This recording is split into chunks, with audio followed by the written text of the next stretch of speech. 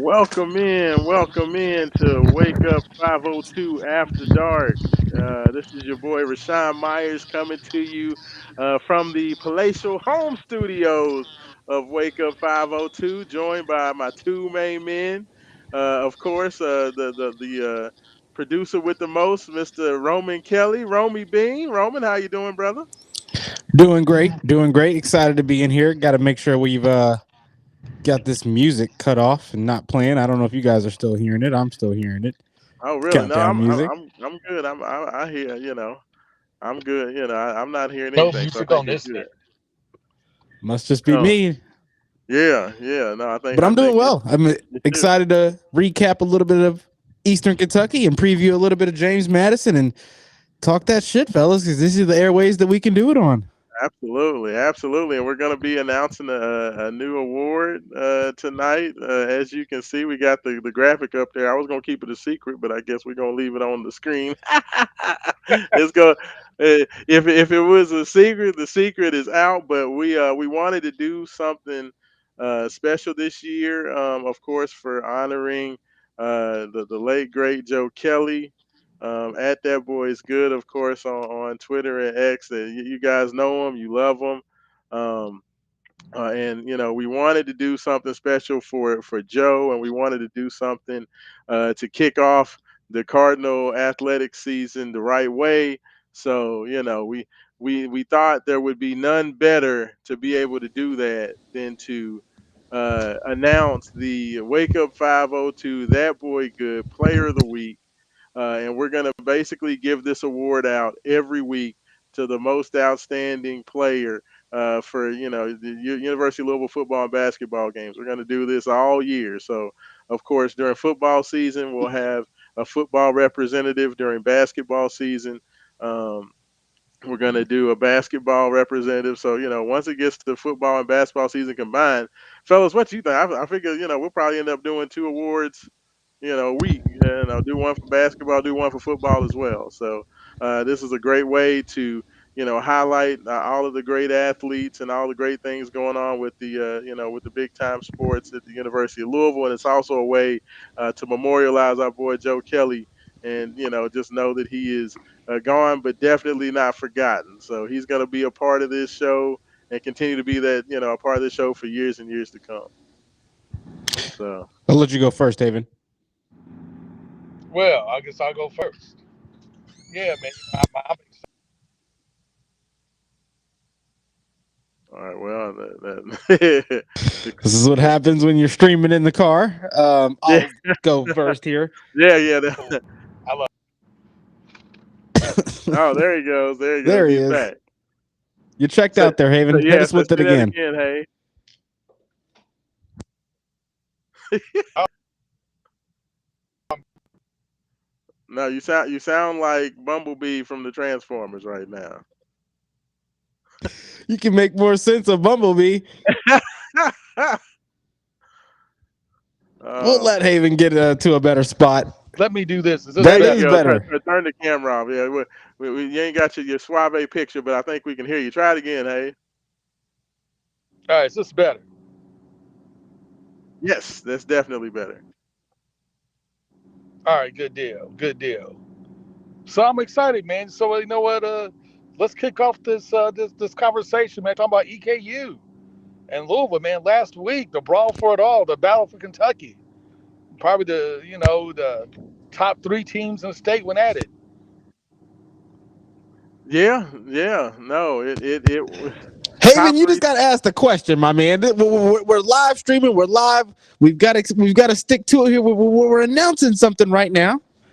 We got to discuss this. We've got this Yeah, award up on the Well, screen right now. well, I thought we would announce like the player of the week, like literally like after we talk about the game and say, hey, this the guy was yeah. Well, MVP. no, we're not gonna announce who won the award. Just I'm saying what the significance of the award. Just kind of just your thoughts on putting that together, how we came how it came about. Just general. We're not announcing who won it yet, Haven. All right. So we're gonna talk about how he came about it, man. Yeah. The award is in honor of our good friend, a fellow main eventer, a guy near and dear to our heart, Joe Kelly, whose Twitter handle was That's Boys Good with that exact same graphic. So we decided to go ahead and name the player of the week in his honor. So every week we're gonna name, like you said before, we'll name a player. And when it's basketball season and football season, we'll name two. One for basketball, one for football. Yeah, yeah. I mean, and Roman, I know that, we want to make sure, and I feel like it's the perfect, like that boy good is like the perfect moniker to go along with the most outstanding player for the University of Louisville on the weekend. To me, it's perfect. What do you think? I think it is. I think it's absolutely perfect. I think Joe Kelly is the epitome of getting hyped up and getting excited about the key players for both Louisville football and of course basketball. But we'd already heard the things he had to say about Isaac Brown. We'd already heard that how he raved about Tyler Shuck last year. He had high expectations for that Louisville Oh team yeah, last year. And when somebody who had such a big impact on so many different Louisville Cardinal fans and was such a big Louisville Cardinal fan himself and had a pride in Louisville succeeding in athletics, right? I think yeah, with the way that he went about life and the way that he was always that electric kind of a person, we need to highlight that player for us each week. I think in honor of him, who did such a good job of being a Louisville Cardinals fan. You know what I mean? So absolutely. this is it here right now. We've like you said, we took the picture from his Twitter handle, and then that boy's good was his hit Twitter handle, and he was, like we just said, the epitome of highlighting the good things that were always happening with Louisville sports. So that's what we're going to continue to do in his sake each and every week of the football season going forward. Not really something we'd have to stop for basketball, but I think football, it has a little bit of a heightened week by week consensus on players and their performances. So Absolutely. that boy good player of the week, I feel like is perfect for the football seasons going forward in honor of Mr. Joe Kelly. That boy's good himself, and how he would feel about the performances week in and week out.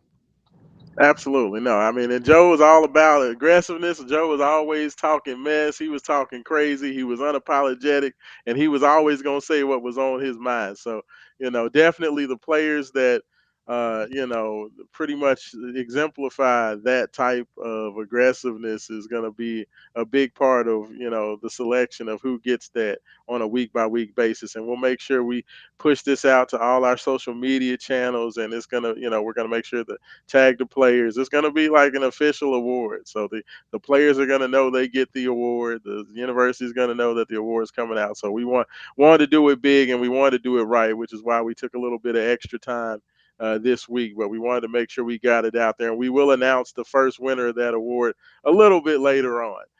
But fellas, we got to talk about it. We got to before we um, get into what's upcoming on Friday versus James Madison, we got to look back. All right, this is the first time that we've all been together to talk about the game and to talk about, what happened, what you like. Different people take different meaning from that first game, especially when that game is a FCS opponent. It's definitely not a D1 opponent. Eastern Kentucky played in a lower level league. Without a doubt, they did make the FCS playoffs last year, even though they did lose in the first round to Villanova. But it's at least one of the better FCS programs. So definitely a step up from what Austin P was last year. But at the end of the day, it was an FCS program. So I'm going to ask you first, Roman.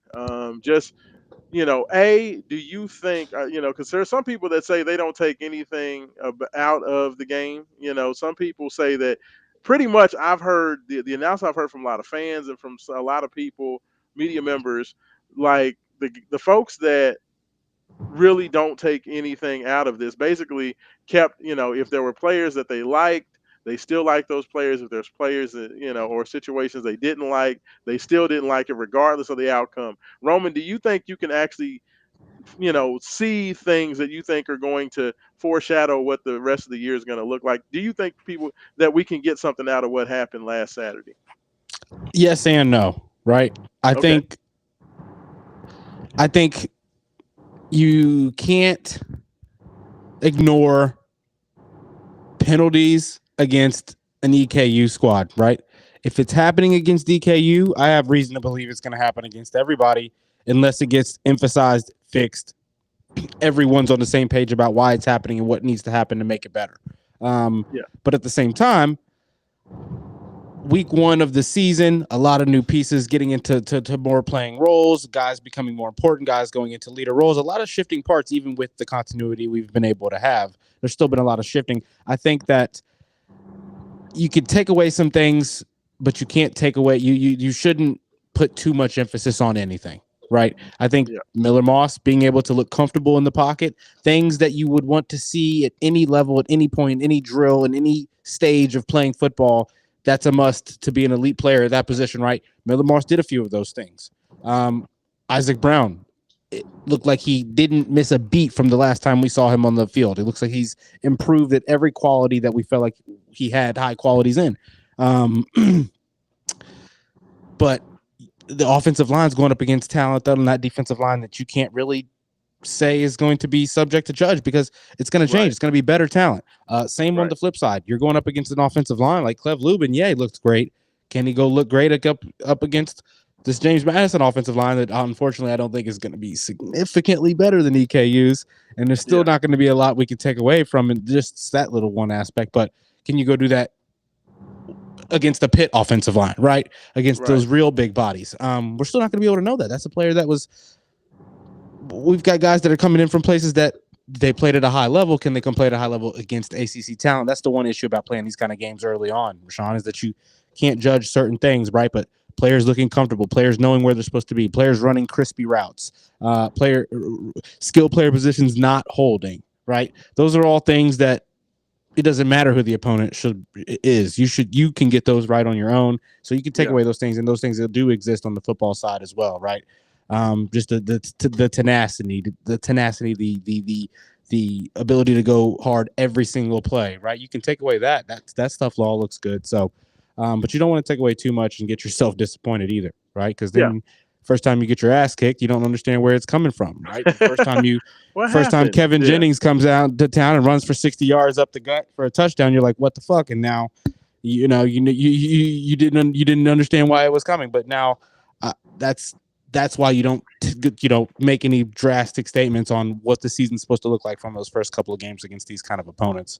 Yeah. But it'll also give you hints on what the good can look like as well. Yeah, definitely. And Haven, what do you think? Do you think there's anything that we can take away from the performance that Louisville had out there on Saturday? But I agree with Roman, but I think there are some things you can take away because some things we saw last year, even against Austin P. We kind of saw how Louisville wasn't as organized on defense as we thought they should be last year. And that showed up in their first two games. This year, what you could take away is that they are organized, right? They are lined up like they're supposed to be lined up. They're communicating on defense like they're supposed to be communicating. Guys are coming in and out with plenty of time left on the clock to make adjustments. So, all that has, been changed from last year. So that's something you can definitely see, and I think we can build on. We also the same thing. The holding, the over 100 yards in penalty was inexcusable, especially against FCS opponent. You really have to get that cleaned up. But those are things I think you can take away from this is that Miller Moss has a tendency to stare down his wide receivers. And hopefully, as the season goes along, that they kind of correct that. They can see that in film and kind of, get that corrected and get that fixed. So hopefully, you won't see it more than one or two games. Well, than that, I think you learned what you could learn. You learned a lot about your backups, about dudes. It came in at the reliever's quarterback. With Brady Hoke coming in as quarterback. So, you learn some things a little about how guys handle pressure, what they see, what they don't see. Um, but yeah, those.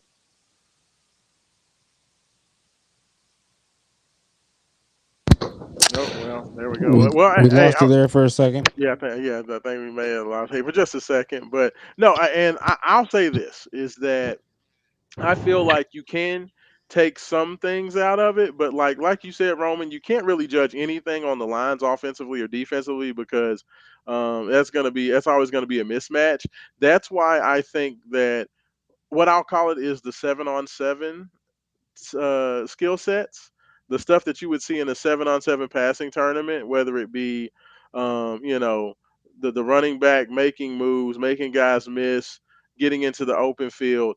The timing between the quarterbacks and the receivers, is the quarterback That's getting the ball huge. out on time and on target?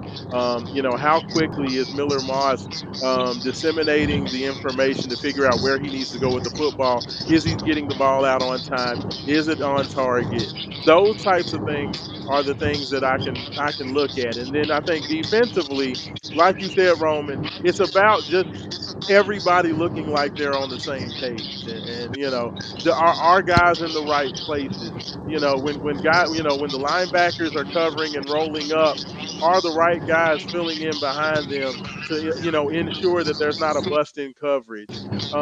Those types of things are what I think you look at and you want to focus on in that game. So I do think that there are certain things you can take from it, and people that just act like you just can't take anything away from it, I think is um I don't I question how much you know about the game of football if you feel that you can't take anything from it, because I definitely think you can. Now, if you have a team, like say you just have a team that wants to go out there and just run goal line offense and just bully a team down the field and just take advantage of their strength of their line, their offensive line, you can't really take much out of that. If you're going to just Yeah, kind of line up, they didn't do because anything. yeah, you didn't do anything. That doesn't show you anything. But when you go out there, that's why, and I know we're going to kind of get into the nuts and bolts of what happened in the game. But I love the way Louisville went about attacking this game. I love the game plan and what Jeff Brom wanted to do in terms of getting Miller Moss, in my opinion, comfortable in the passing schemes and putting a lot of pressure on Moss to go out there and see what he's reading, make the proper reads, and deliver the football on time. And I think that was something that was very intentional because, we could have lined up and just handed the ball off to Isaac and handed the ball off to Duke over and over and over again. But what are you going to get out of that? I mean, we saw what Isaac Brown did. So, you know, and to that end, Roman, well, actually, Haven, I'm going to let you go first. Haven, you back with us? You good? Yeah, can you hear me? Yeah, I can hear you. Oh, you sound good. You sound real good. So Haven, I'm gonna go to you first on this one. What are the biggest couple of takeaways that you took out of this game? Of course, we knew Louisville was gonna win. They could have pretty much named the score. They scored 41 points in the first half. What are your biggest takeaways from the game, or what things did you like about what we saw against EKU? My biggest takeaways were the organization on defense. Right? Yeah. It was a lot of organization. They knew where they wanted to be. They were lined up. They got the plays in on time. They substituted on time. Everybody knew what they wanted to do. There was great communication on all levels of defense. That was, I think, the biggest thing that I took away. The things I think that most people kind of really took away from watching the game. Like, we already knew that Colin Lacey was super explosive. We already Yes. knew what Isaac Brown was, right? So we already knew what Chris Bell was. Like all these were known factors. We had a pretty good idea. The offensive line was pretty good, but we also knew they probably weren't going to get tested all that much, which they weren't. We had some questions about how good the defensive line was, and they looked to be pretty good. The ones got a lot of pressure. We brought pressure with blitzes. We were in a 4-2-5 most of the game, and we're still able to shut down pretty much anything EKU wanted to do, which is what you want to see from your ones. That's all good stuff. I think the only thing that may have given me caution the entire game Mm-hmm. uh, was Miller Moss has a tendency to stare down his receivers. That actually led, I think, to a second interception on a deep pass because the wide receiver had separation. One, he was a little late with the throw, but two, he kind of stared him down, which allowed the safety to come all the way across the field to make a play on the ball. Yeah. So if he can kind of get that under control, stop locking in on his receivers, we should be pretty good. Yeah, no, that's fair. Roman, what were your biggest takeaways? What are the biggest things you liked about what you saw out there? Yeah, that Miller Moss can make the throws that we're going to need him to make. I think that he was comfortable. The pocket offensive line, at least in the pass protection, looked good. It looked like it was going to give him the time, and he looked like he knew where every progression was supposed to be and how to go through them. So that's obviously a plus, right? I think the when he has to get on the move, I'm still a little worried about that because that's kind of what happened with the first interception, right? And I'm not going to ever blame him for the second one. I get he telegraphed it a bit where he was looking, where he was headed, gave that He put it on his hand. I mean, just he enough put it on time his for the hand. safety to make a play. He put that in Meek's hands. Yeah, yeah. He put it on a string, and They it was say a dime. if you get two hands on the football, you got to catch it. You need to So come down with that. That needs to be a completion right there. But I'm not going to go into that. That's a freak yeah, accident. That's unnatural. That doesn't happen very often on a football field. yeah, But the first one, that's the little stuff. He had another throw on the right side where Meeks was on a dig route. He just puts it too high, and with two defenders coming, where if it wasn't a perfectly placed ball, absolutely Meeks wasn't going to be able to have enough time to come down with it and make a play because the defenders were right there. That's not the best play out there. You had Lacey in the flat in that same play. Lacey could have caught it, went down. That would have been the end of it. I think that he still just has to work through all of the decision making and make sure he's making the right decision every single time and not trying to force anything. And you got to, like Haven said, you got to work out the telegraphing. I think that the offensive line in the run game should have opened up more gaps for the Isaac Brown and Duke Watson. I get Duke Watson only had 2 carries. He got stuffed on both. yeah, Didn't create yeah. anything for him, and he clearly was under the impression that there was a direction he needed to go. So Hmm. I want to see the run game actually open up things for these to capitalize on the speed of Isaac Brown and Duke Watson, not necessarily their vision, their agility, their quickness, and everything, right? Their strength and their speed, because they kind of, Isaac created the 2 holes that he found for his touchdowns. He had Yeah, to get through contact technically for him. So yeah, I want to see that get a little bit better. But like you said, I'm not going to go too heavy into anything. I'm not going to say that the defense is ready for prime time. Defense had a couple of plays where they were technically not, by the inch in the right position. I feel like that needs to get worked through, but that's a film thing. You work through that with film. That wasn't a miscommunication thing or being in the wrong spot because for the last 3 seconds of the snap, you're looking over at the sideline and never actually got in the right spot to begin with. There's none of that going on, so that's good. yeah. I feel like the defensive penalties actually, like, there was a couple that I just didn't really agree with, and there was a couple that were bad. Hey, them officials was on one. I'm Uh, sorry, but it felt like they were like Louisville, welcome back to the terrible officiating, just like 2024. We're gonna be terrible again in 2025. So I hate to be that dude, but it definitely felt like you saw Chris Bell get suplexed out of bounds. Don't throw a flag for unnecessary roughness, and then Chris Bell kind of gets his little bit of a get back with a little bit of a shove, a little elbow. He just gave him a love tap, and you're going to call a personal foul on that. That's ridiculous. just reminding us who we are. That's what they're doing. Nothing comes easy for us, and we're gonna make it harder on you. That's all it is. But I felt like the offensive penalties were the ones that were unforgivable. Yeah, The defensive ones, I feel like in that early season game one, you're finally playing against opposition and not your teammates. It's going to be a little bit normal. Just getting the works out. The offensive penalties those are unacceptable. I think yeah, that those have to be completely worked out. I'm not going to get too worked up about the interceptions, even though I had the bold take on the radio about Miller Moss maybe being a quarterback who's going to come in here and throw more interceptions that Jack Plummer did and that Tyler Plummer did, or Jack Plummer and Tyler Shuck did. yeah, And now he's on path for that. He's officially ahead of schedule on that in terms of games to opponents. So or opponent quality. So if it's you got to get that throw to Trayshawn down. Those kind of throws, he knows. He knows that though. As soon as he threw it, yeah, you could tell. He could tell he knew. That'll get worked, and then you'll also probably get a little bit more into the playbook if this game ends up a little bit closer.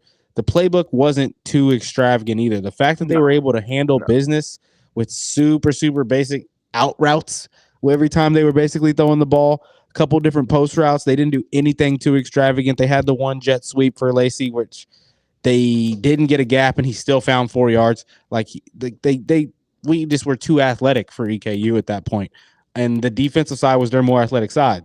So JMU is going to be a little different, but Rashawn, that we'll get into it. But the athletes on that side are, Yeah. not far off from a couple of the guys on the EKU team side. Just to let everybody know, upcoming in the second half of this show, me and Roman just both happened to watch the JMU game today. So you're gonna get like the most in-depth breakdown of JMU that you will get anywhere on the radio. Because I guarantee you, there's not another media entity that watched that full game, we both watched that whole game. So definitely stay tuned for that. But no, Roman, you're totally right. I'll tell you that the biggest takeaways for me and the biggest things that I loved about it. First of all, I loved Miller Moss. Like I kind of give him a pass on those last two plays because it felt like Louisville was in such control that that first pass to Trayshawn Hurry that was quick. It's kind of like when everything is working so well, you kind of relax and your fundamentals get lax for just a second. And when you let your fundamentals lax, maybe you don't set your feet as well. Maybe you don't throw the ball with that same exact zip. It felt like it was one of those, okay, you let go of the rope a little bit. You didn't stay sharp, and that cost you a pick six. I think Yeah, that's something that you can learn from. But the things that I loved about what I saw from Miller Moss, I wanted to see if his arm was live. And he has a live arm. When he gets that ball out, oh, look at Haven's pretty face. Look at Haven is in the the building. power, Look the at it. power and the precision are there. The velocity on the passes. Like the most important thing for a quarterback is A, to have velocity, and to B, have accuracy. And he had both of those things. And the thing that Louisville's going to take advantage of, this is why Roman, I The know that timing could be a little bit better. the time. Well, I think the timing was there. I think that you want to make sure that you're getting the ball placement perfect so the guys can do something with it after they catch the ball. Yeah, And while he was good with that some of the time, that's where I think he needs to fine tune a little bit. But the thing you got to understand, Roman, is especially we're going to see a lot defensively, we're going to see a lot of what we saw against EKU versus several of our opponents. The EKU was going out there and stacking the box. They were bringing eight, maybe even eight and a half, almost nine guys into the yeah, box. stunting. They were stunting the guy. Yes, to make sure that Isaac Brown didn't beat him. But the thing is, what you got to understand is this: is that Isaac when you're going to have what do you say, Haven?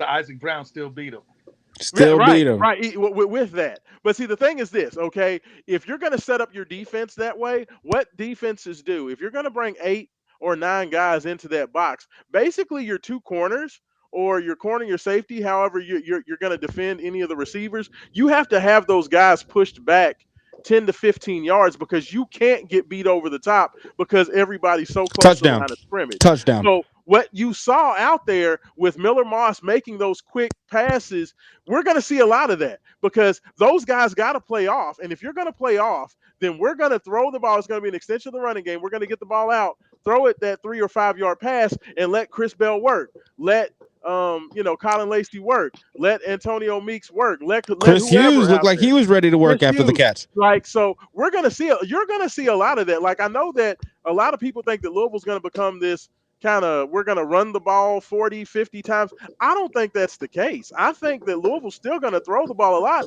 because that's gonna be what's available. Because you have to respect what, you know, Isaac Brown and what Duke Watson can do running the football. So you have no choice but to put 8 men in the box. But that means that, you know, Miller Moss is going to eat.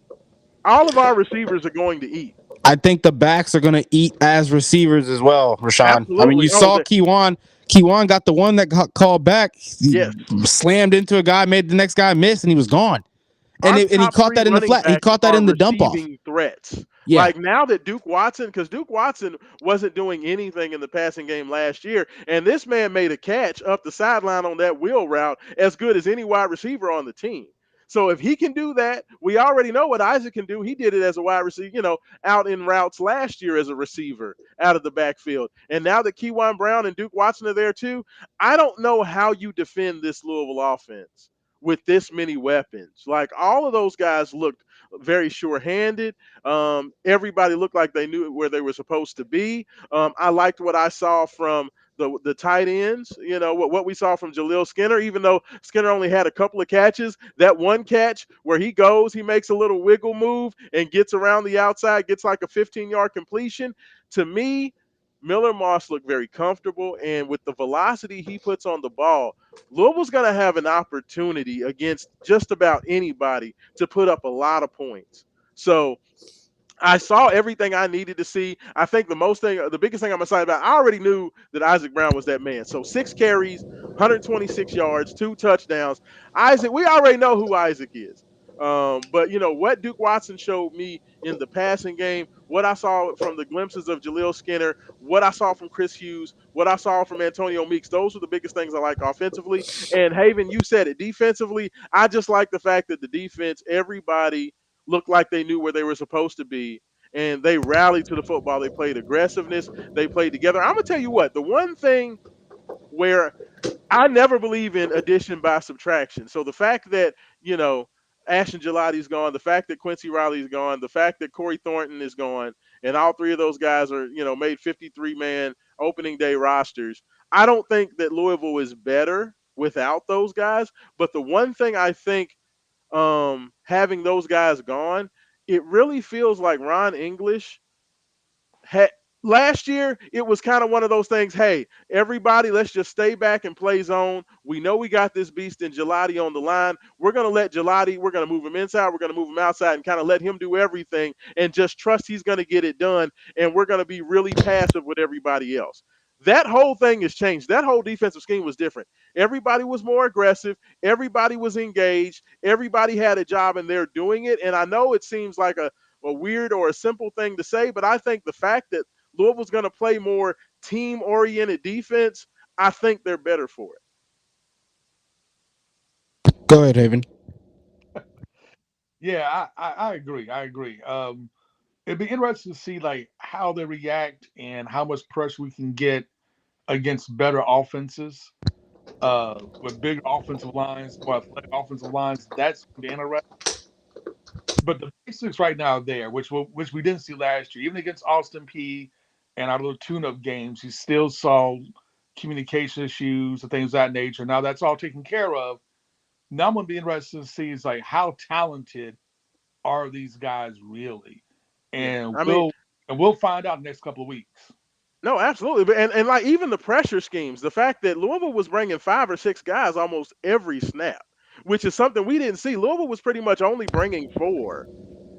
80% of the snaps, 85% of the snaps, we were only bringing 4 and basically playing zone behind it with everybody else. Whereas in this game, we saw a lot more man on the outsides, safety coverage over the top, and 5 or 6 guys engaging on the line every snap almost. So like I That's what want you to see. need. That's what you Yes, need. yes, yes. I agree. If you've got the athletes out there on the outside, there's no reason not to.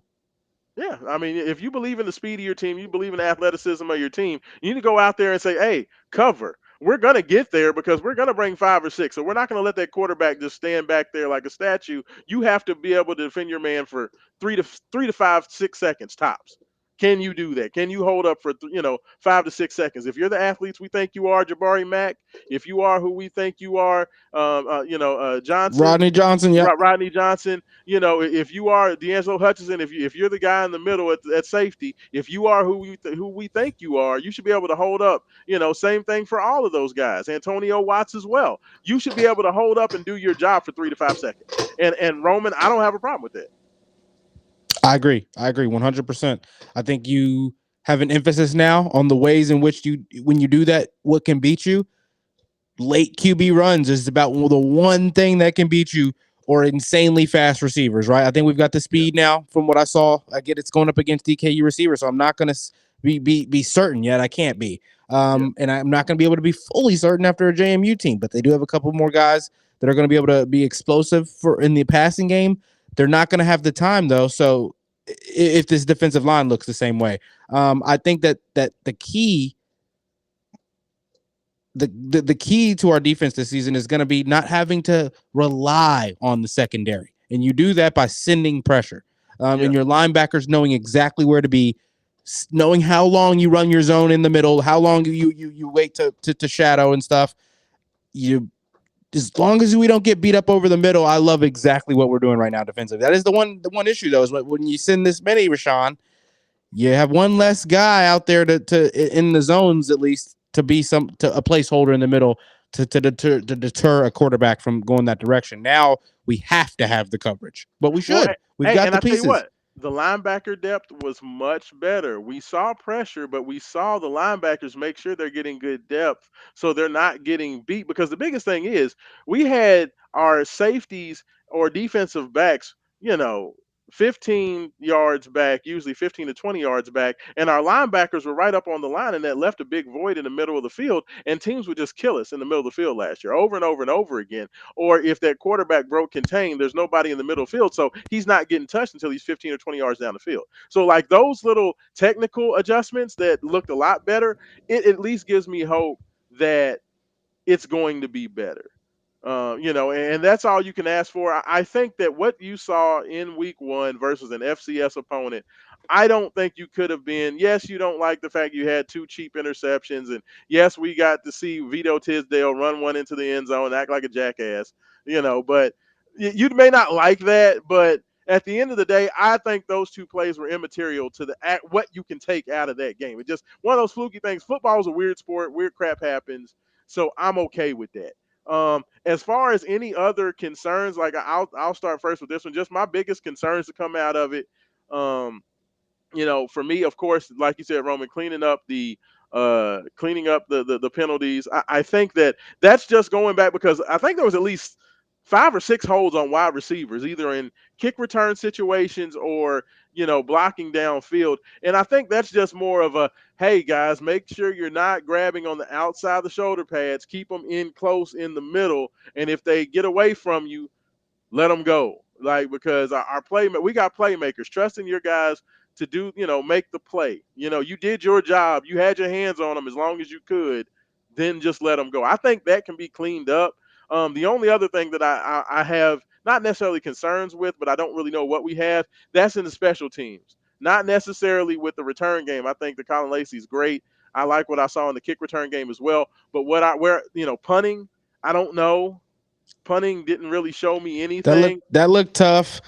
And the kicking Two game. both kids. I mean, the one kid, did he miss the extra point? Yeah, well, the ball hit the ground. The ball hit the ground, and the holder lost control. He dropped it, tried to get it set up, and it fell again. And so basically, the kicker was kicking the ball flat on the ground. So yeah, there was nothing that really And could be then done about that. Cooper Ranvier, the other field goal, he almost missed his.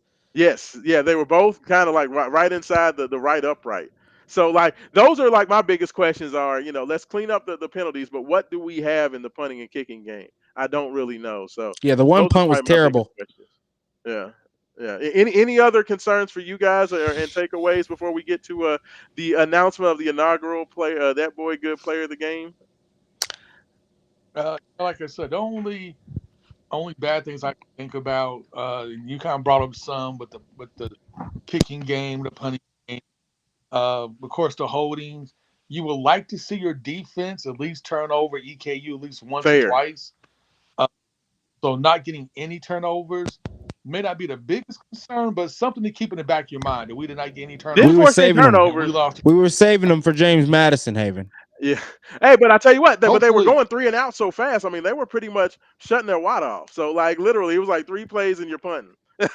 So not a lot of opportunity to force turnovers because they were doing such a good job of playing sound position defense. And credit to EKU, they didn't put the ball on the ground. Their receivers were sure-handed. They didn't have any tip balls up in the air that gave our safeties an opportunity to make plays. So I mean, EKU played solid football. They just they played a very weren't good enough. but you would still like to be that's you just don't want to lose the turnover battle three Yeah, zero because that's just never a good look. Penalties, like I said, once Miller Moss staring down receivers, he has to get that cleared up. But I think as the season goes along and he gets more comfortable offense and knows more of the offense and realize he has a running game, doesn't have to stare people down, I think that will change a little bit. Because I was thinking back to Tyler Shuck last year, and he caught on kind of quickly, but Also, I have to remember one that Tyler Shuck has been was in college like 12 Yeah, years. One, but two, he had transferred like two or three times. He's had two or three different offensive yeah, coordinators, so he's gotten used to learning new systems. This is the first new system that Miller Moss has to yeah. learn. Yeah, no, that's a good point. That's a So great point. I mean, and I think that as him and his receivers get more comfortable at game speed, because you can do everything you want in practice, but game speed and game situations are completely different. Colin Lacey dropping those two passes, that is what it is. Those are two catches he should have made. He hit him right in the chest both times, and he just dropped. He just got caught, looking upfield before he saw the Don't make football. that a reacurring thing. Yeah, That's all I yeah. ask. Let Any that other be some concerns game one for shit. If you, it's Roman? game one shit, fine. I Yeah, don't want to. I don't. Ja'Cory had about 6, 7 drops too many last year. We don't need that again. yeah. Yeah, Lucky he didn't turn absolutely. into an interception on this first one. Yeah, no, that's fair. yeah, That's fair. Any definitely. other concerns So before we like make our announcement of the player of the game or the player of the week? I, honestly, for me, that's I think that's it. Okay, That's well, it for me. Roman, go ahead and bring the graphic up, and we are going to announce the inaugural That Boy Good Player of the Week in honor of the late great Joe Kelly. And congratulations. Let's go ahead and drum roll. Where we got? We got that. We got our graphic, Ron. Just Maybe. about. Give me 1 second here. Come on, producer. You're supposed to have that on hand immediately. So it just pops up as soon as I say it like magic.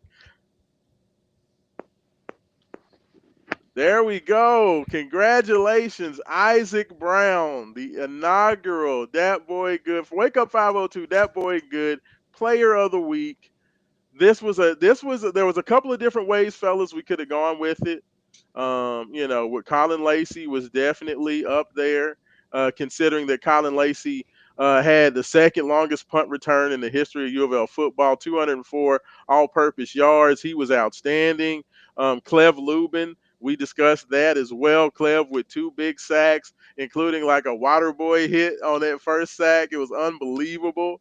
I think that he could have definitely gotten this award, but I think that for the inaugural That Boy Good Player of the Week, there would be none better than Isaac Brown. I feel like Joe Kelly would have loved that. Isaac came out there, handled his business. He proved that he's the man that has the wallet in his back pocket that says "bad mofo," and he handled his business. 6 carries, 126 yards, 2 touchdowns, and basically kept EKU in mortal fear every time he was in the backfield. And basically, Isaac Brown being in the backfield without even carrying the ball basically got all of his receivers wide open catches over and over and over again. So, fellas, what did you think about Isaac's performance? He was named ACC Running Back of the Week. Is this guy going to put his name into this Heisman race? Because that's what I heard rumblings of that. What do y'all think about that? He is, Raashaan. That's exactly what he's going to do. Unfortunately, it may take him like 4 games just because the opponents and the technology systems and the computers might not view his performances just enough to granted, not his stats are good, but look who he's going up against and who he's beating. It's not going to be enough to skyrocket him. But once he's doing this against Pitt, against Virginia Tech or Virginia, and against Miami, then they're going to be. It's You're not going to be able to deny him at that point. And don't Raashaan, underestimate Roman. Like what this opportunity. I know that there's going to be NFL game. I know Kansas City's playing in San Juan or wherever they're playing this game on Friday night. Um, this is going to be the only other game on, so there's going to be a lot of yeah. eyeballs on there. And anytime you're Well, under the yeah, light, yeah. there's going to be some hype that if Isaac Brown can come out there and put on a show, there's going to be some hype that comes out of that just because there's no other games on. If this game was on Saturday afternoon, nobody would be watching it. But I think you're going to get 4 times the So, audience you would normally, I would think. I think so too. The well, NFL to me, playing the game on the YouTube is going to make it weird, but we should be all right. Yeah. it should be. But to me, the interesting thing about when you watch Isaac Brown's performance against EKU is you could tell he's gotten better than he was Yeah. last year, And faster. right? He's gotten better. He's gotten faster. His vision is much better because on that 31-yard touchdown he ran, the where it's supposed to run was actually sealed up. EKU did a good job of taking the rushing lane away, and he saw that cutback out of the corner of his Yeah. eye, and the cutback twist his shoulders when the guy went to grab his shoulders, skate through the line, and then just hit full speed and was gone.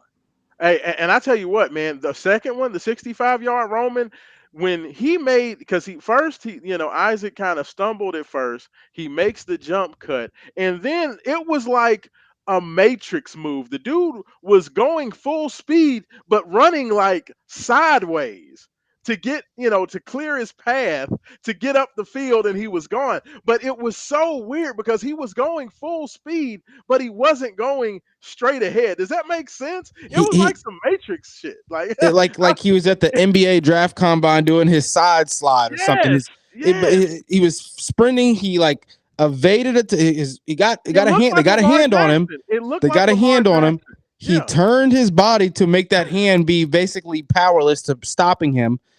And then Raashaan, from that point on, what's crazy is there's three guys in lunging, tackling position at that point. And the quickness from when that shoulder gets back square, they never had a chance. They had the positioning. They were in position to get in front of him and still never had a chance because of that kind of quickness. It's He's unbelievable. quite literally lightning out there. I mean, when you have a guy, fellas, that literally every play, the most benign handoff, you have a guy who can literally take it to the house every time he touches the football. It's an amazing, that is just an amazing testament to him. As you can see, Ralph Myers checking in on X, and please send in your if you have thoughts or comments, please send those out. Accolades well deserved. Ike Brown is the real deal. Go Cards. Absolutely, I totally agree. Like that's, it was unbelievable. Unbelievable performance, well deserved. I'm super excited to see how he backs that up against JMU on Friday. And congratulations, Isaac Brown. There can only be one inaugural winner of the Dat Boy Good Player of the Week award. And, I don't think Joe Kelly would have disagreed at all with our selection of Isaac Brown. So congratulations to him. And once I, again, just go, what do you say, Haven? What do you say, Haven? I say you wouldn't disagree at all. No, no, no. Isaac Brown was Joe's man. So absolutely. So that is the inaugural Player of the Week award. And you know what, fellas, it's time to turn our attention towards JMU. Haven, did you get to watch any of the JMU game at all? I know me and Roman were texting back and forth about it. Did you get to watch any of it? I watched a couple of the Okay. highlights of them in Weber State, and that's about it. I was at the game last year, so I Yeah. did. I mean, 2 years ago, I did watch them when we played them before. Okay. But so much changes in 2 years. I did watch a little bit of them. Um, I know they're predicted to once again make the playoffs, uh, to be one of the top little up and coming teams coming Yeah. up. That would be like five. That's supposed to be scratching the surface of the group of five. The guys who can maybe make it. Roman Kelly. But from what I saw, I don't know. Hey, Roman, I'm gonna let you go first. I'm not gonna say anything. I just want Roman's instance analysis. You went back, you watched the whole Weber State versus JMU game. Weber State, by the way, FCS program coming off a 4-8 season. They were horrible in FCS last year. They are not a good football team. They're looking to improve, but at the end of the day, not a good football team. What did you see? What did you think? What was your analysis of what you saw out there? Initial analysis was so I'll admit I was a box score watcher for JMU last year. Yes. Barnett already looks like he's on path to running the ball more this year than he did last year. Maybe that's because of the induction of Sluka and the induction of plays already designed for quarterbacks that they're looking to incorporate even more this season. I don't know. But I know that he's the one that they trust to arm with, right? They don't have a good enough offensive line for that to even matter because he doesn't have the deep ball threat. The receivers don't have time to get open because they had so many changing parts this year that nobody on that offensive line they're not meshed together. They're not ready to be playing together. I think three or four new pieces on the offensive line. Yeah. And the way Weber State was able to get pressure on the outside nearly every single play against James Madison shocked me. That was my first initial reaction. I found they didn't seem to know who they were supposed to be guarding. If they sent more, if James Madison or if Weber State sent more than four, somebody got through nearly every time I watched. What was crazy was that Barnett was prepared for this. He was able to still get guys in the short passing game. A lot of stuff over the middle. Weber State was leaving the middle of the field wide open. Yeah. And just to let That everybody know, this is a team that is significantly worse than the EKU team that Louisville played on Saturday. very Significantly significantly worse. worse. He was pretty good. I mean, for FCS team, they made the playoffs Yeah, no, last that's year. what I'm saying. Like this, like Louisville played at least in terms of FCS competition. You played one of the best teams that you can play at that level. So I just wanted to let everybody know that. But go ahead and continue, Ron. I felt like they have two really good backs, Raashaan. The Petaway kid is not Yeah, supposed to be playing in the group of five. He's supposed to yeah, be backing up a really good back at a Power Five, maybe even SEC team. He's got that kind of ability to stay on his feet, drag guys, um, um, not lose a lot of speed when he cuts, right? And just yeah. for a power back, great quickness. Not that doesn't typically you don't really typically find that at a James Madison, but um, they also have another back. I forgotten his name already. Knight, maybe. I think Yeah, his Knight last was name's number Knight. 3, Knight, the small back, The small five back, foot seven, 190 pounds, I think, 5'7", maybe. gonna be one of the fastest players out on the field, right? He's fast. These are only one of the only two guys, and he didn't have great vision. And as soon as you get a hand on him, he's going down. But he Like is literally, super quick. I saw one of the Weber State defensive linemen pick him up and throw him to the ground. He's Yeah, that as small. soon as you get an arm on him, he's going down. He doesn't have the size to stay up, but he has the quickness, and he's going to be returning stuff as well. That's one thing you got to fear when you're scoring so much is you're also kicking the ball back to them is a lot as well. So we're going to have to watch out for him. That's really it. They had the Michael Scott kid from out their wide out, right? Who Yeah, could also was also playing in the slot too, right? He's pretty versatile. yeah, They were kind of moving all the receivers around because they brought in three new receivers. Their wide yeah. receivers 1, 2, and 3 are all new guys. Barnett can't really throw. He's not bad. He's not No, bad, but he doesn't have the downfield accuracy. yeah, Neither does Sluka. And yeah. and Mike said a great thing on the radio. I didn't really know how to describe this. Like I've heard, I'm watching it. I'm like, okay, this is that. You hate watching this kind of offense as a spectator when they Yeah. actually can't throw the ball because it's this run after run after run after run. Quick little option if we can get a short yardage gain, and then run, and then we're gonna somehow, some way out of nowhere, our play action is gonna work for a deep ball. Against Weber State, it did work a couple of times. It also didn't. They went 3 and out. They had some 3 and outs against Weber State, right? Yeah. That's not that's not acceptable for a JMU team going up against a Weber State team, and that's just because of the offensive line. At the end of the day, that offensive line is not big enough. It's not strong enough. I don't think that Sluka's very good. I'm not worried about what happens when he comes in because when he comes in, the arm he doesn't trust the arm talent. He's running the football when he gets in the game. Watch Yeah. the back, watch him. You know that's what's happening. The chances of him throwing it is not very high unless it's third and long. If it's third and long, he's probably They not going to use do Sluka almost like Taysom Hill with the New Orleans Saints. Like it. when he Yeah, comes except they in, just they're don't line trying him to out wide basically, too. yeah, It's they're a trying to direct use snap. him as a power dive running back, It's not basically. even QB draw. It's direct No. snap. Yeah. Off Mr. tackle. Yeah. Yeah, Like that's it. and look, to piggyback on that, Roman, that was the thing that I noticed is that's why I don't really think and folks understand this. JMU, while they were in control of the game, they never put Weber State away. And this was a game they played their starters, Roman, until there was 5 minutes left in the game. Haven Harrington. They played their starters They had until 5 minutes left. It was an Petaway eight. Go ahead, Roman. Petaway and Knight had to create everything for him. Yeah, Petaway and Knight had to create everything for him, and they could only really do so going to the outsides. They couldn't even get anything up the middle on Weber State. They had a few, they had a couple of them. but not consistently. They were No, not consistently no, finding gaps, and when they would get to the gaps, No, Weber State, the first person making the tackle would bring the back down. yeah, That's yeah. that's that's pitiful. I'm sorry, it's Haven, pitiful. what were you gonna say? what's so interesting is all week long, all I've heard about was JMU is a dark horse playoff team from the group of That's five. because nobody And watched the replay of the game, Haven. Nobody's watched them. They're going off the preseason hype.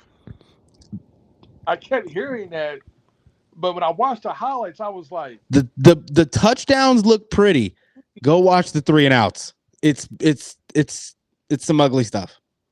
I'm gonna say this from what I saw, the things I noticed. They leaned hard on just trying to take advantage of their athleticism and quickness running the ball. You're not going to able to do that against Louisville. You got to be a lot more dynamic because first of all, your offensive line is extremely small. Second of all, your running back weighs 100, maybe 175, 180 pounds at 5'7". That's very small. And thirdly, your quarterback's probably he's listed at 6 foot, 210. Barnett's probably closer to 5'10". He's a little guy. He's not much taller than the running back. And Listen, people, they didn't score a touchdown in the third quarter. no, they struggled. It was uh, a 17 or 18 point game in the middle of the third quarter. Like it was a game. Like JMU was having to fight against Weber State It in was this 10 to game. 28. They were down 28-0, and then it was 10 to 28 because they couldn't score. Yeah, yeah. Like all I'm gonna say is this: I do not believe in I don't believe in JMU at all. I think it's going to be barbecue chicken all day long. They look small. They are fast. That's the one thing I would give JMU credit for. They got some athletes. They have some speed, but they don't have any size. This is going to be a game, Haven, to me where what we talked about defensively with guys understanding that being in the right place, and if your defense is in proper position and everybody is keeping contained, I don't think JMU is going to be able to put up a lot of points, man. Like there was nothing about their offense. Like I keep seeing like James Madison Barstool, and I'm seeing some of these people come out talking about James Madison. Like watch out for this offense. This offense is dynamic. This offense has all these playmakers. There is not one guy, and Roman, you can tell me if you disagree. I don't see one guy that I believe can be a game breaker versus Louisville if they play solid, sound, fundamental defense. It's circumstantial. I think Knight can be in the return game. I Yeah, think Petaway can be in the short yardage stuff, right? They've got the designs, they've got the options. They'll run Barnett enough to where you've got to hesitate that half second to get, and then with that, Petaway is going to have the head of steam, right? I think Barnett, there's a chance, right? There's no one's going to have that game breaking ability. There's the one defender that they've got who's not supposed to be at that in the group of five school. He played at Notre Dame. He's on the defensive line. He's massive. He's got the ability to come in and muck things up and make it dirty, but he's by himself doing so. So I'm not really worried about that. They don't have that game breaker. I think Michael Scott he's got some speed. He's got good hands. It looks like. Does he have game breaking, game changing ability? No, he wouldn't be a James Madison if he did. Um, and then Petaway, he does. He's every aspect of being a running back. It seems like yeah, Petaway is at an 8 out of 10 at, which is like yeah, a all around amazing football player. But he doesn't have game breaking speed. He doesn't have that. He's going to truck every single player in front of him kind of strength, yeah, right? He's just yeah. got a combination of so many good things that he's great. He looks great out there. Right, but you're playing, but Partially it's a because he's four and playing eight against Weber talent. State. Right, Yeah, he's it's a playing four and against eight Weber talent he's State. not supposed to be playing against. So Like and understand, like JMU had to put up they had to put up two fourth quarter touchdowns in a game in which they were in a fight to score to get to 45 points. Louisville put up 41 points in the first half against a much better Eastern 40, Kentucky team. 41-7 with our starters with 2 interceptions. Yes, like in the first half. And it took until the fourth quarter with their first stringers to put up 45 points And against and I get we shouldn't be Weber trying to State. compare JMU to Weber State and then Louisville to AK, But but these offenses are clearly on a different path right now. They're clearly already clicking With at a a team different rate. that bad, Roman, I expect that James Madison at home, they should have been able to put up a 50 spot if you're going to play your starters well into the fourth quarter. In my personal opinion, like, I think Weber State maybe missed a couple field goals. What was funny was Weber State was moving the ball in the first half. oh yeah, It was slow. They had to be methodical because they don't have the down speed presences either. The downfield presences with speed either. But yeah, that quarterback was finding things up the middle, like quick passes, 2 yard completion. They were getting 3 or 4 yards after the catch, right? yeah, They were doing that a little bit, and then they said they had to settle for field goals, right? If they wouldn't have been field goals to get their 10 points, they probably would have been better off. But yeah. um, But yeah, I mean, the I fact just that they weren't dominating from start to finish at yeah, every point against Weber State is a very, very big red flag. I predict that James Madison, they have speed, but they don't have any. Their defense is very small. So They what had I two expect bad broken coverages, that they're really going to bad. have to. One resulted in a touchdown. Yeah, yeah. I mean, they're going to have to load the box, Haven. Like I see them bring pretty much the same game plan that EKU had. They're going to have to bring 8 or 9 guys into the box to deal with Isaac and Duke. And with that being the case, it's going to be more of the same. I think we're going to see a very similar type of Miller Moss get the ball out quick, let Chris Bell, let Colin Lacey eat, and if they beat one of those, defensive backs for JMU, there's going to be some house calls. I think there's going to be a few explosive plays. Louisville may have upwards of 5 or 6 explosive plays in this game that go for 30, 40, 50 yards. I could see that because James Madison is just so small. They are fast. I give them credit. They have athletes for that level. They're very, very fast. But I don't think they have enough. And I do see Robbie Dull checking in. Appreciate that, Robbie. He did ask, is 96.1 FM on iHeart? 96.1 FM is actually on the TuneIn app if you're going online trying to listen. So I appreciate you asking. We are not on the iHeartRadio app, Or but the we do, JIE Media app, if you want to, or you the could try that as JIE well. Media app. Yeah, Or go to wakeup502.com. You just there stream you it. go. Or Wakeup502.com. wakeup502.com. So we got plenty of ways to listen every Saturday morning, 9 to 11 a.m. But yeah, I like to me, I appreciate that. And Robbie actually had one other comment. I agree with him on the too many penalties. Robbie did also say, if we Louisville want to be in the conversation for the playoffs, our cards need to produce.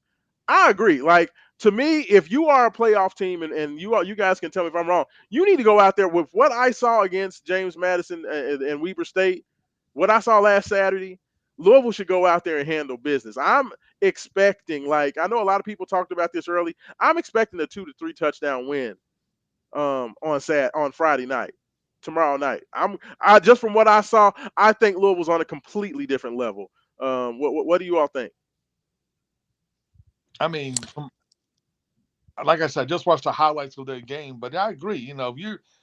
If you think you're going to be a playoff team, and if you want to start making separation with you and the rest of ACC, man, you got to drop a 42 piece on them at least.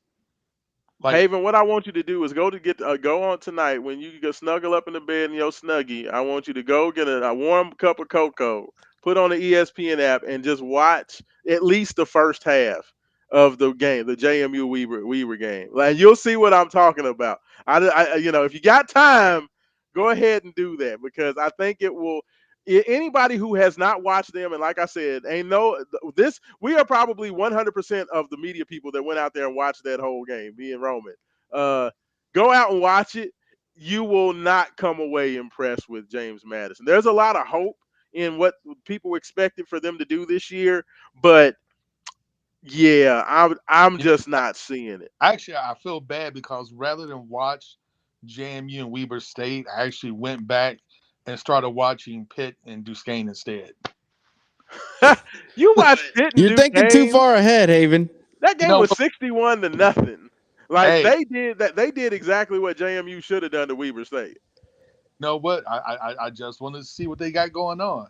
I watched Syracuse. I went back and watched a lot of ACC schools just to see, except Wake Forest. I'm not watching, but Yeah, that was ugly. That'll put you to sleep. Yeah, absolutely.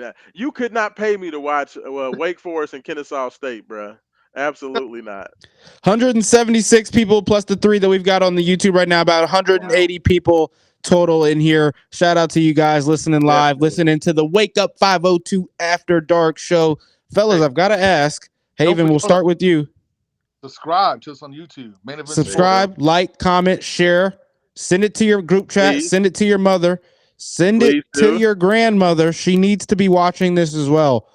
She doesn't need to be missing out on this. Send the link to her, drop it in her Facebook Messenger. All Yes, right, because we're on we are a Facebook family as friendly well. podcast. We are Facebook, YouTube, X. We're everywhere. And Fellas, I've got to like I said, ask, go ahead, Haven, bro. we'll start with you. What does Louisville need to do on the offensive side? What does Louisville need to do on the defensive side to ensure they cover this spread tomorrow night against James Madison? Man, What is you the know what? spread, by the way? It's It's moved down to, I think it was down to 13 and a half and now back up to 14 and a half. I Okay, mean, just honestly, just do exactly what you did against EKU. No different. Run the ball, play action, pass them over the top. Everybody got it healthy. Drop that 42 piece on them. Let's keep it moving. I like that. Yep, back up to 14 and a half, fellas. Okay, okay. Let's look at some percentages. We've got 94% of the money lines on Louisville, 61% of the bettors betting the Louisville spread, and 71% of bettors taking the over. I I'm would definitely. telling you, I'm telling you, I'm on like, the over. I'm big on the over. I caught it at 54 and a half. I like it. I think Louisville does score north of 38 points in this game. I really do. With what I saw from that James Madison secondary, I think they're going to load the box up, and that secondary isn't going to be. They're going to have the pressure, and they're not going to have the bodies to stop Colin Lacey and Chris Bell from getting whatever they want after the catch. That's going to be my first key is making sure that our receivers eat and they eat well, because that's it's going to be the sides, maybe not open up the middle as much, but the sides and the cushion that they're going to get is should lead to multiple receivers in that 40 plus 50 plus yard range. And Um, also expect our running backs to be more involved in the passing game this week than last. did you guys notice a lot of the two back sets? It wasn't always yeah, Isaac and Duke. It was the Panarello kid. We actually had the fullback yeah, two back sets a lot. yeah. I expect him I to love throw the the back out fullback. there. They did a lot of old school football with the I like fullback that. in You can there, get fellas. creative like that now Yes, because the defenses aren't prepared for it. They don't see it. They don't know what to do with it. yeah, If that fullback knows how to run the ball or knows how to block, what he can do for you in the passing game with your other back, if you're trying to play shorter, you need that outlet when you're getting that extra block from someone who can also be a catcher. That's when yeah. things can get exciting and get fun. Those little flip passes and stuff like that. Stuff can get real exciting like that. So I'm excited to see what they do going forward with that. But I expect Haven. I think you're 100% right. I think the receivers. I mean, Duke. That's a wheel route. He turned into a receiver halfway through that route. That's not your typical running back type of catch or route. But if the I expect the running backs to have a big day in the receiving department. I expect a tight end to a couple different tight ends on the field. In that kind of scenario, if you're going to load the box with 8 guys, the tight ends in that curl route, they should be having all kinds of Well, time of day as I would well. not be So surprised if we used to tight ends just to occupy the safety in the middle. They hit them deep. Yeah, I'm sadly, not mad at that either. Nate Kariski got banged up, so we won't see him. So we're going to see a lot of Jaleel Skinner. And I'm gonna tell you what, talking to my buddy Steve Rummage, who was up whining because he didn't get a permanent pass. Steve is on the paper passes, and I was giving him a hard time. He brought it up on the show, had me cracking up. But Steve was had been talking to the tight ends coach and said that watch out for Jaleel Skinner. That they believe Skinner is going to be a big part of what Louisville does this year. I was impressed with him. I was also impressed with Davion Mitchell, the transfer from Oklahoma. He's a lot bigger than what I thought. So like he's a big physical guy. Like he's a guy that you would think could help in the run game as well as in the pass game. So I agree with you, Haven. I think that the quick passing game, get the ball out to your athletes and let them go make a play. Like this is a Chris Bell game. Chris Bell can go out there and absolutely murder the defensive backs for JMU. Honestly, I don't know if the defensive backs for JMU are going to be better than what we saw against Eastern Kentucky. Like I think Vito Tisdale is much better than anything that we'll see James Madison bring out there on Friday night. Look for Colin Honestly. on the quick slant. I'm right there with you, Sean. Rashawn, what are your key takeaways to win on the offensive side? Key takeaways on the defensive, or not takeaways? Yeah. Key Factors. Yeah. expectations. Yeah. And first of all, Robbie Dole, shout out to you. He said he subscribed to YouTube now, so Hell thank yeah. you Go so much subscribe to for the YouTube. subscription, Robbie. And Robbie said we would never talk down to anyone, but damn it, it's time for Louisville to earn their respect. I absolutely agree. But you know what, Robbie? If they ain't gonna give you the respect, you gotta take it. And this is how you do. You go out there and you make an example out of James Madison on Friday night, and that'll be example number one. And we continue to do that week in and week out, and we take our respect. So that's the way I look at that. But as far as my um, biggest factors, I think that you want to be able to get out there, utilize that play action game, suck in all those guys, suck in those safeties, and I want to see them get the ball over the top. I want to see Colin Lacey get more involved in the offense. Like I like what he did in the return game, but in terms of being in the flow, Colin Lacey just didn't seem like he really got comfortable in the pass game against EKU. So like for me, him getting more reps and getting more comfortable, he had those couple of drops. He was probably the only guy on offense where I was like, okay, yeah, he had the 204 all-purpose yards. Yes, he was explosive in the return game, but it just seemed like he was a little out out of sorts in the offense itself. So I want to see Colin Lacey kind of get better with that. And I'm gonna tell you what, the other guy that I really like that I think is going to be a lot bigger part of the game plan than what I expected is Keywan Brown. Keywan Brown has changed his body. He looks to be a lot slimmer.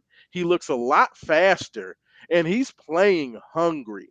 So not only do you have a two-headed monster, Haven, you've said it, talked about the three-headed monster in the running back room. I wasn't ready to go that far yet, just because I needed to see what Keywan Brown was going to come back, Don't especially do that. going he went in the transfer portal. People thought he was going to Boise State. He ends up back at U of L, and he looks like he's on a mission to make plays. So when you got three guys like that, like you said, Roman, having two of those guys in the backfield, I think we might see some of that Isaac Brown at quarterback with the direct snap type of stuff. I think we might see some of that coming this to tomorrow evening as well. So No, you think we'll see it that early? I think we will. I think that Jeff Brom is going to throw a little bit out there. Like, don't be surprised if you see Isaac Brown direct snap tomorrow night. I think that we're going to start. It's going to be the Heisman campaign from here on out, fellas. I think every game they're going to try to do something different with Isaac Brown to get him on Sports Center. But I think I'd love it. I'd love it if they did. offensively, those are the biggest things for me. Defensively, just be solid. Be in the play. If you are in position, this team won't be able to score consistently. Yeah, Will Knight maybe get to the outside. We'll have a missed tackle and he take one 30 or 40 yards. He has the speed to do that. Will Barnett break contain, maybe get a run, get 15, 20 yards on a quick run because he just happens to make a guy miss. That could happen. But if you are consistently in position, I don't think James Madison can score more than I'd say 21 points max. I don't Right there think they with can you. score more than that. Oh I've got wow. him at 20. Hey, I like it. I like it. Absolutely. I like Roman, what about you? What are your biggest keys? The defensive line has to make sure this offense never has a chance. Don't even give them a chance. Go out there, get in the backfield every time. Make Barnett feel you. Make Petaway feel you. Let Knight know that he's not cutting shit up, and take advantage of the game early. And don't let anything slip up on that defensive line, because them getting that run game established is the only thing they're going to have the ability to do to open up the pass game. Right? They don't have a traditional pass game. Their pass game comes from the unexpectedness due to the constant thinking that they're going to run the ball. Right? And then out of nowhere, boom, they fake the handoff. He steps out of the pocket 3 steps, and it's a quick little out route to the tight end, quick little out route to their fast receiver who they're not trying to get a lot of yards for. And they just try to quickly play real quick just to go slow after the snap, I feel like. So unless it's the pass game, I think you got to prevent them from having an advantage when they go up tempo. If you do that by getting the pressure and you get your pressure quick, and you send enough bodies, of course. They don't have the quarterback arm, I think, to go out there and beat you with just the quarterback. So I'm not really worried about that. And on our offensive side, just no errors. Just don't mess anything up. Win the turnover battle. No interceptions, if I'm being honest. At least not like that first one. No hitting a hand and the Yeah. ball popping up high because you Stay threw it too. focused, man. Stay focused. That velocity hurt him on that one play. Like Yeah. that's the one play that Jack Plummer would have threw it so soft that it would have hit his hand, but he would have had Yeah. enough time to watch it come down and catch it. Yeah. Miller's Yeah. slinging that thing, so Slinging it. he His doesn't have a you. his The velocity. faster you sling it, you've got to be accurate. Hey Roman, I'm gonna tell you what. His velocity is at least as good as Shucks was last year. Like his velocity, hit on those short intermediate passes. Yeah, Like I knew he came in with that reputation, but his velocity, it's right there with Shuck. I don't yeah, think it's the downfield strength is maybe is right. Shuck could feather yeah. it to 60 yards. Shuck could bully it, but I think where he makes up for it, I think where Miller makes up for it is he's very good at anticipating the throw, so Yeah, he'll get it out there on time and put it on a rope. Like that pass to Duke Watson was an absolute dime. He didn't put too much put it air on it only where Duke could get it. and put it right there. It was beautiful. Yeah. So I mean, I know I agree with you. I'm super excited, man. I'm super excited for it. Ralph's checking in said it may have been the competition, but EKU, being EKU, but U of L looked like the best team in the ACC in his opinion. I mean, I don't know. Miami looked good. Miami Miami. looked real good. Miami looked good. Like Louisville and Miami probably were the two teams that impressed me a lot most. Clemson did not impress me much at all. Virginia Tech was okay. Their defense looked good, but you know, I don't know about Virginia Tech's offense. Like Drones still can't pass the football. Mm-mm. Like they're like a better James Madison. He can't throw worth a shit. He can't You throw know? worth a shit. If that defense, what sucks is because that defense looks real this year. I Yeah. don't know how serious, but it looks real. Yeah. If they could just get some somewhat competent, But see, but the somewhat thing is, accurate I don't know how quarterback good they play, are because honestly, Sellers didn't look much better than Jones throwing the ball down the he field didn't look either. like a Heisman. But I'm gonna tell you what, Nick Harbor, the wide receiver for South Carolina, whew, if that man is not the number one wide receiver taking the NFL draft, somebody's doing something wrong. Yeah, That kid I'm is right a there with you. monster. But I tell Player you of the what, game. Roman, Player of the game tomorrow, Raashaan. player of the game tomorrow. You know what? I think that the player of the game tomorrow, I think it's going to be Miller Moss. I think Miller Moss is going to kind of bounce back from that, because the numbers, when you look at it on paper, the box score, people think that Miller Moss didn't have a good game with one touchdown, two interceptions. Um, I think that he's going to come back. I think he's going to want to put a nice showing together. And I think he's going to be the player of the game. I think he's going to go out there. He's going to get it done. I'll give you my score prediction while I'm at it, and then you can do the same. Give me Louisville 49-21 final. I'm not mad at that. I'm not mad at that at all. I'm right there near that. I think Colin Lacey is going to be the player of the game. I Okay. think because the one touchdown and 105 yards from Isaac Brown is going to feel quiet compared to Colin Lacey's one touchdown and 120 receiving yards, plus Okay. another punt return touchdown, I and like it. to cap it off and to go and continue on his pathway of the most all-purpose yards in the ACC, like I predicted in the beginning of the You season. did. You And did. so I've got to call in Lacey player of the game. That's obviously going to take a Miller Moss pretty accurate game as well to make that And you happen. But said, I and think what was that final score again? I'm going 38-20. 38-20. Okay. 38-20. I like it. I like it. Well, I think we lost Haven Harrington. That cricket phone finally crapped out on him. I'm just messing with you, Haven. But I'm pretty sure Haven probably is going to give you something a little bit more conservative in the final score. But I'm excited for it, folks. We are by this time tomorrow. We will be Louisville will hopefully be 2-0. And like this man said right here, I'm gonna go ahead and bring this up. Louisville moves in silence. LFG, absolutely. They move in silence. They get it done. Hopefully, they move loudly tomorrow. I need them to put on a show. Ain't nobody pulling up YouTube to watch that terrible Chiefs game. That's not happening. But Roman, we're gonna get on out of here. Thanks everybody for tuning in to Wake Up 502 After Dark. We plan on doing this every week. Thank you guys so much. For Haven Harrington, this is Raashaan Myers and Roman Kelly. Hey, and without struggle, there is no progress, y'all. Go Cards. Go Cards. Peace.